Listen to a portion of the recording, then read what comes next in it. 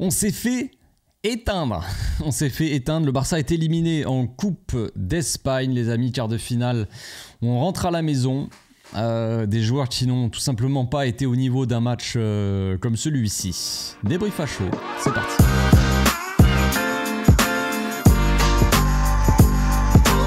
Au passage, n'hésite pas à nous rejoindre si c'est pas encore fait et à partager la chaîne autour de toi, ça fera plaisir à tonton. Que retenir de ce match? Franchement, que retenir de ce match? Des joueurs qui... oh là là, il y a tellement de choses à dire sur les joueurs, c'est fou, tellement de choses à dire aussi sur les choix de Xavi en cours de match qui, ça a été un peu assez étonnant, enfin principalement quand même l'entrée de Sergi Roberto, mais on en parlera après si j'oublie pas. Waouh. Déjà on a pris une grosse claque d'entrée, ils ont mis un but au bout de même pas une minute, un truc comme ça. Classique, j'ai envie de dire, on est reparti sur les bases du Barça qui encaisse direct. On encaisse direct en première mi-temps, on encaisse direct en deuxième. Voilà, on est quand même sur de belles bases. Puis après, bon, le but du 4-2, c'est le but évident, le but tu vois où l'équipe elle est à la rue complet, c'est fini, tu vois. Mais c'est une défaite méritée dans tous les cas. On a vu une équipe qui s'est fait manger par l'ambiance. Concrètement, on le savait, j'avais dit. De toute façon, on le sait tous, l'ambiance à Bilbao, à San Mamés, elle est monstrueuse. Ça booste cette équipe de Bilbao qui a ce côté agressif, ce côté sanguin, ce côté intensité, ce côté détermination. Donc avec un public comme ça les booste de fou, ça les transcende. C'est le mot, ils sont transcendés les types. Et nous, c'est caca culotte. Classique. Donc c'est triste, c'est la réalité de notre équipe aujourd'hui, des joueurs qui sans ballon c'est très compliqué.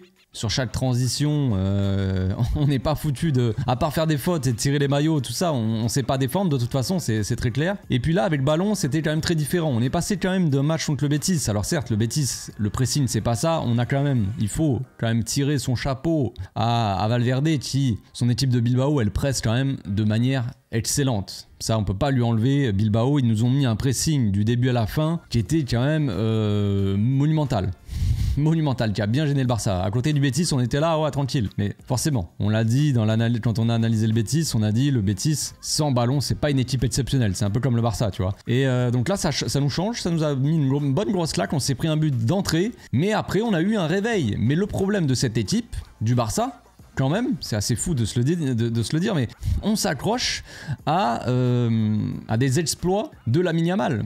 Lamine Yamal qui a 16 ans. Voilà à quoi se raccroche le Barça. On met tout notre espoir dans un jeune de 16 ans en espérant qu'il fasse de la magie. Et il en a fait de la magie. Il en a fait, surtout en première mi-temps. On a vu un très bon Barça en première mi-temps qui est revenu. Enfin, un très bon Barça. J'exagère un petit peu parce qu'il y a eu une grosse période. 20 bonnes minutes. Enfin, quand il y avait Baldé sur le terrain, en gros, 20 bonnes minutes où on a subi un pressing, on n'arrivait pas à sortir les ballons, tout ça, c'était très compliqué, on a encaissé très tôt, tout ça, donc vraiment les pires conditions pour démarrer le match. On a Hector Fort qui est rentré, donc de toute façon, moi, la seule chose que je retiens de ce match, évidemment, c'est les bambins. Hector Fort, Koubarsi et Lamine Yamal qui a été monumental. Le reste, c'est dégueulasse. Le reste, c'est dégueulasse. Voilà. Ronald, un petit peu quand même. Sinon, c'est ouf. C'est incroyable. En passant du gardien, Koundé, Christensen, Baldé, très mauvais. Le pauvre, il s'est blessé. On n'a vraiment pas de chance, comme d'hab. Mais bon, voilà. Cancelo qui revient.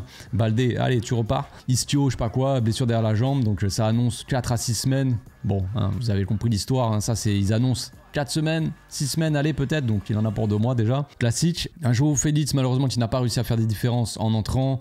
Lewandowski qui a été très mauvais comme souvent. Il a marqué un but, mais bon, c'est un but donné, c'est gratos. Donc voilà, vraiment ce que je retiens, c'est les jeunes, quoi, et c'est tout. C'est tout. C'est fou de se dire ça. Donc on est rattaché à des exploits d'un gamin de 16 ans qui peut pas tout faire, qui ne peut pas tout faire. Il a fait 2 gros ratés en deuxième mi-temps, mais j'en veux pas à Lamine, les gars. Comment en vouloir à un gamin de 16 ans qui est le seul à produire quelque chose en attaque, quoi. C'est fou, c'est incroyable, hein. Le match était pas évident, hein. Les mecs sont agressifs, tout ça, et t'as Lamine Yamal qui te fait quand même des dingueries. Alors certes, il a fait quand même 2 gros ratés, je trouve, mais il a vraiment le fait. Donc moi je suis dépité de cette équipe et je me dis d'un autre côté, dans le futur on aura vraiment des bons joueurs, quoi, qui viennent de la Masia. On est content, on est fiers de la Masia, c'est cool, mais là ça reste quand même une élimination, même si elle est logique, elle fait mal au cul, quoi, concrètement. Mais comme je l'ai dit, mérité, on n'a pas réussi à gérer le match en fait. On est revenu. Franchement, on est revenu à 1-1, on disait waouh, c'est compliqué. Ils ont pris un but, eux, claque derrière la tête, ça a refroidi tout le stade. Et là, on s'est mis à jouer, ils ont moins pressé, ils étaient moins vaillants, tu vois, les types. Et là, Lamine Yamal qui nous sort un exploit et qui marque un but. Et on s'est dit, bah, on revient bien dans le match, on va peut-être le faire. Puis deuxième mi-temps, on revient, tu vois que quand même tu vois qu'on est inférieur. Tu vois que dans l'agressivité, dans l'intensité, les mecs ils sont pas, quoi. On a un milieu qui est catastrophique ce soir, genre Gundogan qui a vraiment pas choisi sa soirée pour être mauvais, quoi. C'est fou. Gundogan qui n'est vraiment pas très bon. Encore une fois, je pense que c'est parce que peut-être qu'il est trop bas. On voit qu'il avait tout le temps envie d'aller un petit peu vers l'attaque, mais voilà, je sais pas si ça aurait changé grand chose. Pedri, on l'a senti cramer dès la deuxième mi-temps.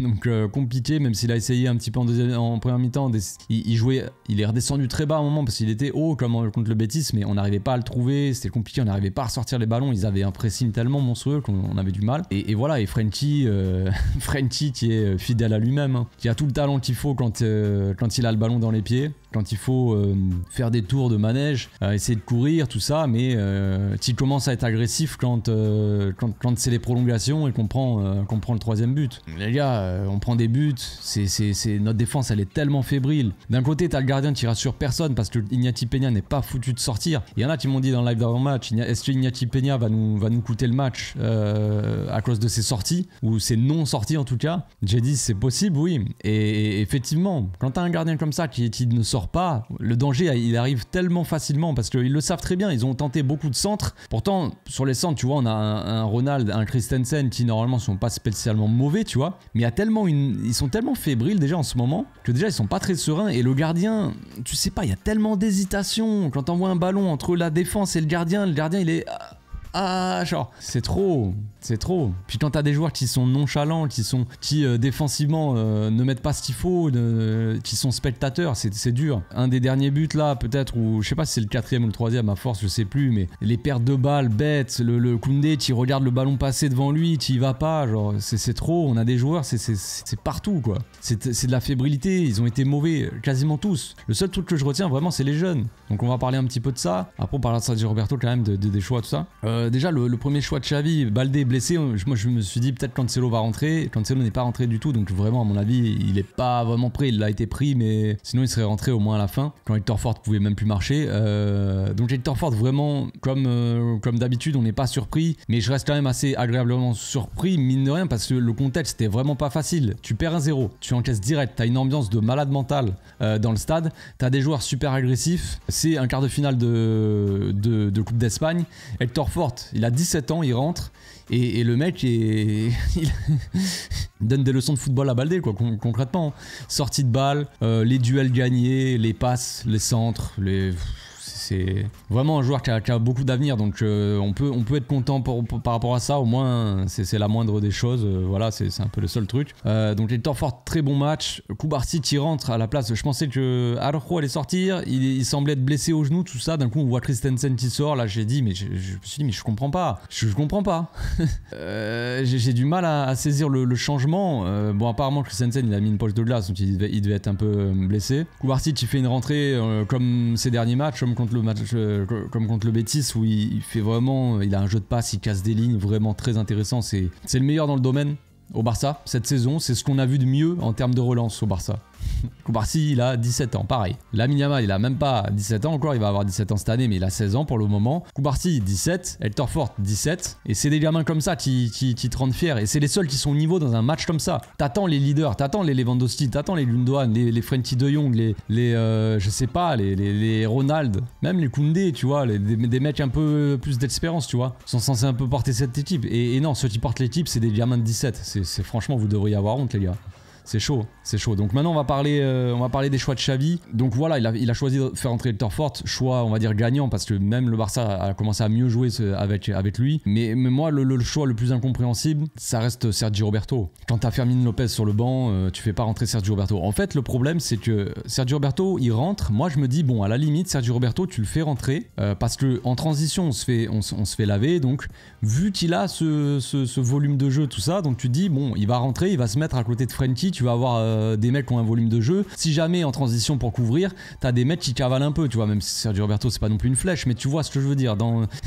Il est meilleur en athlétisme qu'en football, Sergio Roberto. Donc tu te dis, bon voilà, c'est peut-être pour ça qu'il rentre. Et Gundogan va jouer plus haut à la place de Pedri qui était complètement cramé pendant toute la deuxième mi-temps jusqu'à ce qu'il soit sorti de toute façon, jusqu'à ce qu'il sorte. Et Gundogan, tu te dis, il va jouer plus haut et il va nous apporter un petit peu plus proche de la surface. Non, tu fais rentrer Sergio Roberto, tu le fais jouer à la place de Pedri en créateur. Alors ça a marché contre Almeria et tout ça, ok. Mais là contre une équipe où tu fais un gros pressing, où tu as très peu d'espace entre les lignes, il te faut un mec qui tatine la pelota, il te faut un mec comme Gundogan, même s'il sort un match dégueulasse, il te faut un mec comme Gundogan proche de la surface, comme ça. Et Sergio Roberto, ou alors à ce moment-là, tu fais rentrer Fermin Lopez, tu vois. Je comprends pas. Ça n'a pas de sens. Ça n'a pas de sens. Quand j'ai vu Sergio Roberto qui jouait trop haut, qui jouait à la place de Pedri, je me suis dit, mais là, je comprends pas. Là, je ne comprends pas. Lamine Yamal qui est sorti trop tard aussi pour moi, qui était bien cramé. Victor Roque n'est pas rentré. Je pense que Xavi s'est dit, il a encore cette pression, tout ça, et vu la pression dans le match, les supporters, l'ambiance qu'il y avait, peut-être il s'est dit, je veux pas, je sais pas. Il a fait rentrer Marc Diou qui a eu une action aussi, c'est pas rentré, c'est comme ça, de toute façon. Après le Barça mérite de perdre. Franchement, dans l'attitude qu'on montre, on a joué 20 minutes. Concrètement, on a joué 20 minutes dans le match. Les 20 premières minutes du match, on les a pas jouées. Les 20-25 minutes de la première mi-temps, on a commencé à jouer, à vraiment proposer quelque chose. Bilbao qui a pris un coup derrière la tête, peut-être grâce à notre but, enfin à cause, tu vois, ils se sont dit bon voilà, ils ont redescendu un peu, ils sont un peu calmés dans le pressing, c'était un peu moins, on arrivait à dicter un petit peu plus le tempo, et après c'est fini. Une fois que le match il s'emballe, une fois que c'est la folie, une fois que tu mettent de l'intensité, tu mettent de l'agressivité, tout ça, on est tellement dépassé, c'est fou. Le milieu s'est fait marcher dessus, s'est fait laver quoi. Personne au niveau. Voilà, c'est tout pour aujourd'hui les amis, on va se laisser ici. Félicitations à ceux qui sont restés jusqu'à la fin. Bravo les gars, bien joué. On se retrouve demain pour, je sais pas si je sortirai l'analyse. Il y a peut-être quand même des choses à dire, mais bon, je sais pas. Ou peut-être une FAQ, mais de toute façon je vais mettre sur Instagram une boîte à questions en story. Bonne soirée, ciao.